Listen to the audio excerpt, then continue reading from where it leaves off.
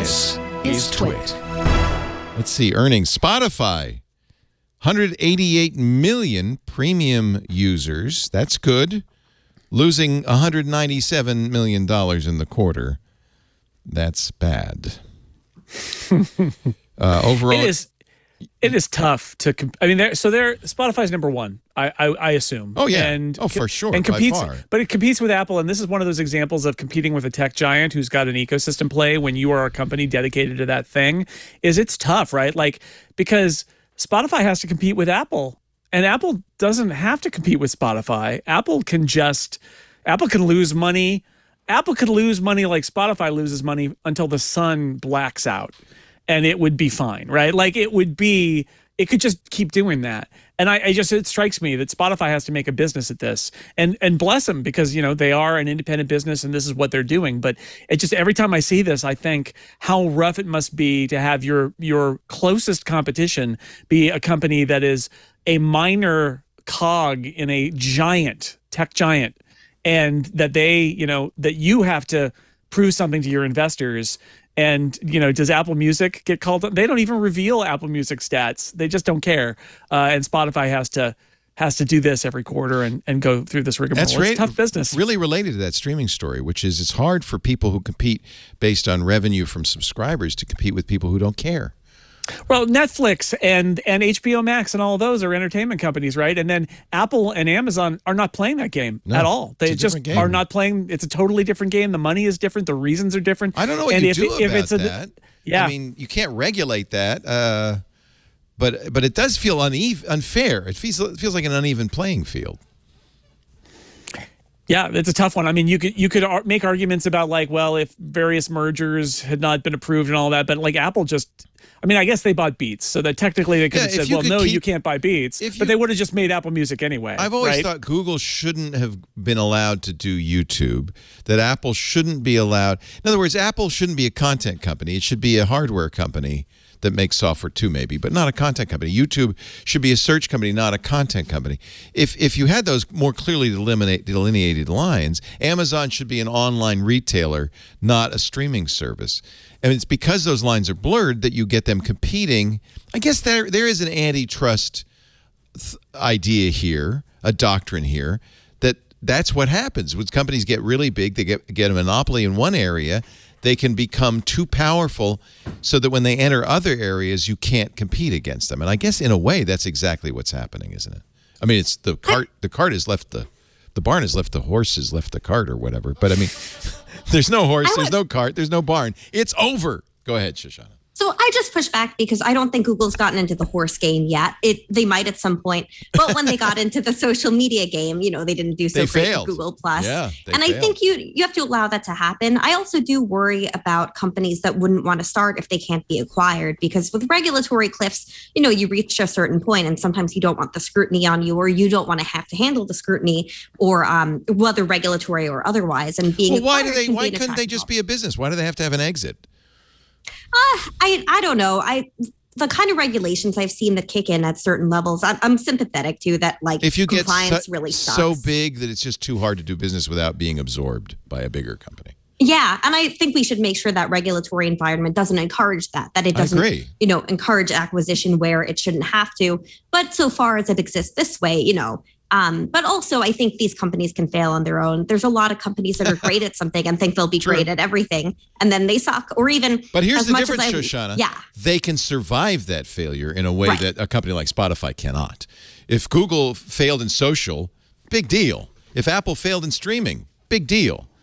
But if Spotify fails in streaming, or Meta fails in social, that is a big deal. So. Oh yeah, but Meta's kind of one of these big guys. So maybe Meta can fail at video, peer-to-peer video. Maybe they fail at that and keep social okay, but their social's not doing so great. No. So then if they fail at that, that's a bigger thing. So they all kind of have their bread and butter that they have to keep, Is it important that Spotify exists, that it succeed?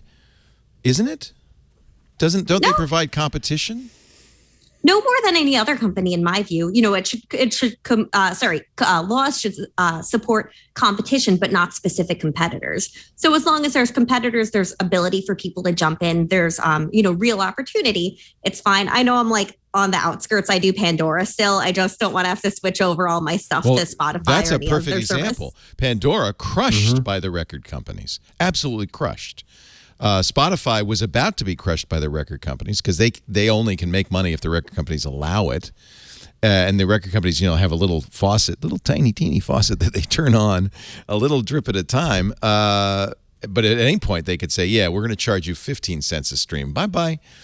So what did Spotify do? As any sensible company did, they invested heavily in podcasts and audiobooks and stuff that the record companies don't control. That hasn't kicked in yet.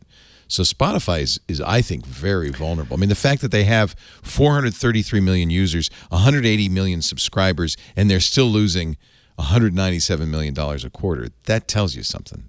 Well, when their investors lose faith, then somebody will buy them out, right? So that's really the death sentence for Spotify would be they get bought out because they their business is falling apart and their investors are trying to exit. They're headed for the exits, and I brought them up and their competition just to say, I don't love Daniel Ek at Spotify, he said a bunch of stuff that I think is questionable and self-serving and makes him look like a champion when he's really not. But enemy of podcasts, to be honest. Yeah, for sure. But I will say this about Spotify, which is I admire that Spotify has gone it alone against tech giants because everybody's got their own music service. Amazon's got one, Google's got one, and Apple's got one, right? Google's got two, or they did have two. Now they have one again. I don't know.